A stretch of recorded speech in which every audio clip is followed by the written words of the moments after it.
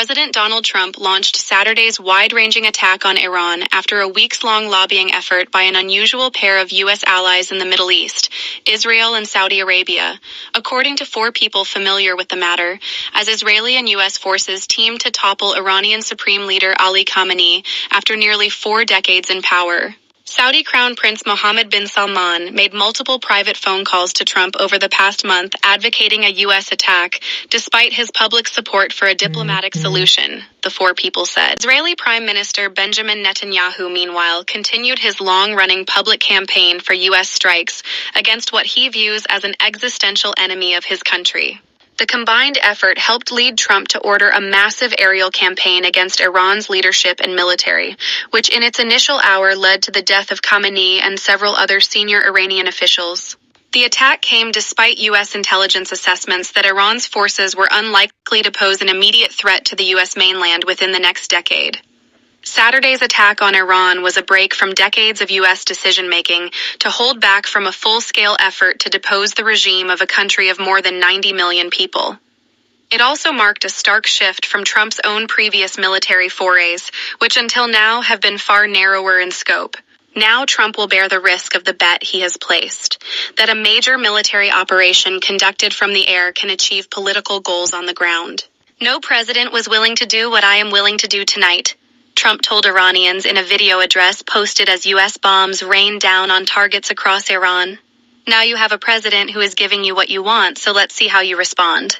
The Saudi push for an attack came as presidential envoy Steve Witkoff and Trump's son-in-law Jared Kushner pursued negotiations with Iranian leaders over the country's nuclear and missile programs. As those talks proceeded, Riyadh issued a statement following a phone call between the Crown Prince and Iranian President Masoud Pezeshkian that Mohammed would not allow Saudi airspace or territory to be used in an attack on Iran.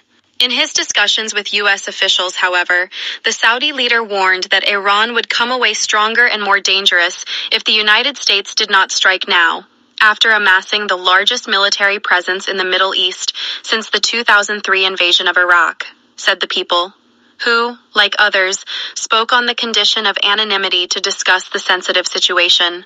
Mohammed's position was reinforced by his brother, Saudi Defense Minister Khalid bin Salman, who held closed-door meetings with U.S. officials in Washington in January and warned about the downsides of not attacking, the people said. The Saudi leader's complicated position probably reflected his desire to avoid Iranian retaliation against his country's vulnerable oil infrastructure, weighed against his view of Tehran as Riyadh's ultimate foe in the region, said those familiar with his thinking. Iran, dominated by Shiite Muslims, and Saudi Arabia, led by Sunnis, have long had an intense rivalry that has generated proxy wars in the region. Following the initial U.S. attack on Saturday, Iran did retaliate against Saudi Arabia. Riyadh issued a furious statement condemning the attack and calling on the international community to take all necessary and decisive measures to confront Iran. The Saudi embassy did not respond to a request for comment. Witkoff and Kushner had their final contacts with Iranian officials in Geneva on Thursday, their third high-level encounter since early February. They walked away believing that Tehran was playing games with them about its need for nuclear enrichment, according to a senior Trump administration official. It was very clear that the intent for them was to preserve their ability to do enrichment so that, over time, they could use it for a nuclear bomb, the official said. By Friday afternoon, when Trump arrived in Corpus Christi, Texas, for a campaign rally ahead of Tuesday primaries there, the president's frustration, and his rhetoric, was escalating. He repeatedly declared himself not happy with Iranian negotiators. "I've got a lot of things going on now," he told the crowd toward the end of a rambling speech ostensibly focused on energy policy. "We have a big decision to make, you know that. Not easy, we have a very big decision to make." Later, he flew to Palm Beach for the weekend, where he mingled with supporters at his Mar-a-Lago resort Friday evening, looking tired but otherwise in good spirits before exiting to his private quarters to record a speech he would give announcing the attack, according to one person who was there and interacted with him. The decision to launch the attack was in some ways foretold by the massive buildup of U.S. forces over the past 2 months. But there was little in Trump's record to suggest that he would embrace a war of choice in the Middle East with the goal of regime change. In explaining his decision, Trump on Saturday reached all the way back to Iran's 1979 revolution. He described the U.S. attacks as payback for decades of conflict with Iran. He cited the 52 Americans held hostage for more than a year after the 1979 takeover of the American embassy in Tehran. The deaths of 241 U.S. service members in 1983 bombing of their barracks in Beirut by Iran-backed Hezbollah during a Lebanese civil war, and the 2000 attack on the USS Cole, a naval destroyer docked in Yemen, which Trump said Iran probably was involved in, although the United States has long attributed the suicide bombing to al-Qaeda. Earlier Saturday, Trump said that the United States had faced imminent threats from the Iranian regime. Tehran was continuing to work toward producing a nuclear weapon and development of long-range missiles that could soon reach the American homeland. Both of those assertions have been challenged. Trump himself has vehemently maintained that the U.S. obliterated Iran's nuclear program with airstrikes this past summer.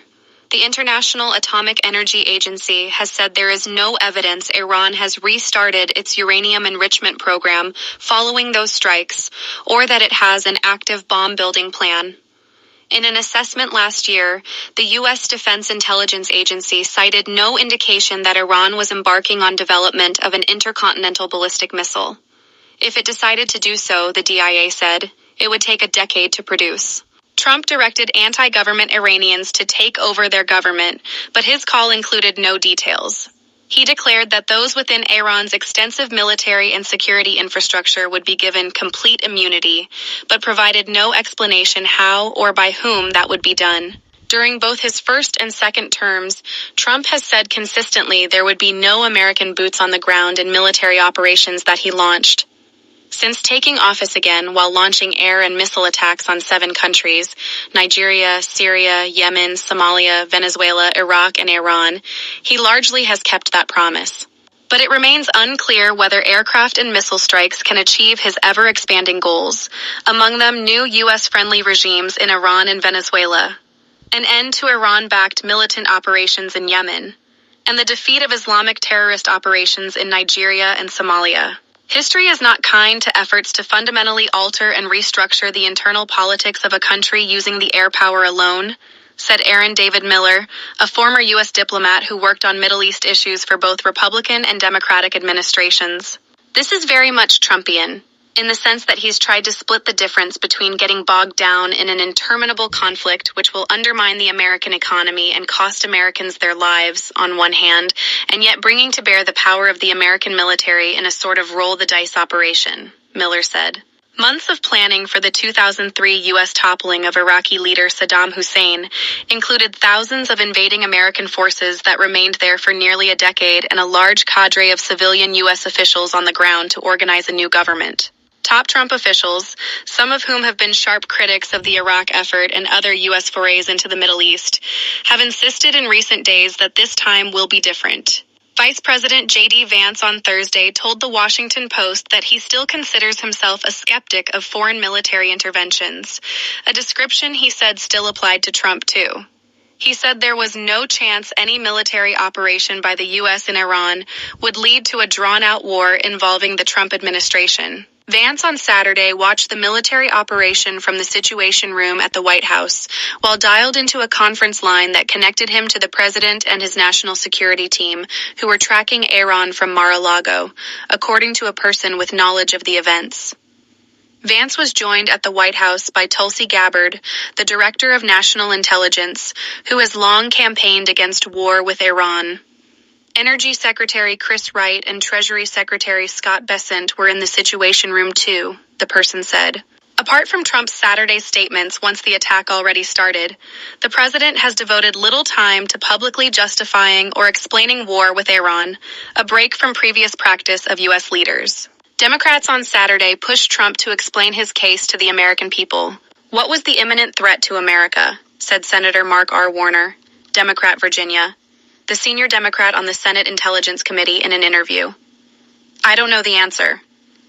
Warner, who participated in a classified briefing on Tuesday with Secretary of State Marco Rubio and CIA Director John Ratcliffe, said that senior lawmakers were given a fair description of options the administration was considering, but that he saw no threat that would literally be worthy of putting our troops in harm's way. In the briefing on Tuesday for the Gang of Eight, which consists of the leaders of the House, the Senate, and each chamber's intelligence committees, Secretary of State Marco Rubio indicated to lawmakers that the mission's timing and goals were shaped by the fact that Israel was going to attack with or without the United States, according to a person familiar with the administration's outreach to lawmakers.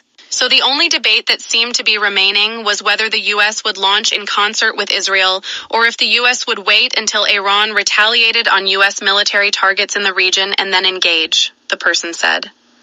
Now the question is, what comes next? For now, Trump says that he hopes that in the face of the death of Khamenei, Iran's security forces and police will peacefully merge with the Iranian patriots and work together as a unit to bring back the country to the greatness it deserves.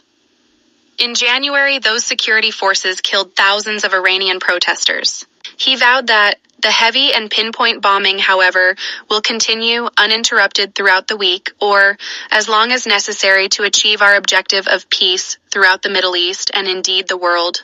Ellen Nakashima and Noah Robertson in Washington, Matt Visor in Corpus Christi, Texas, and Greg Miller in London contributed to this report.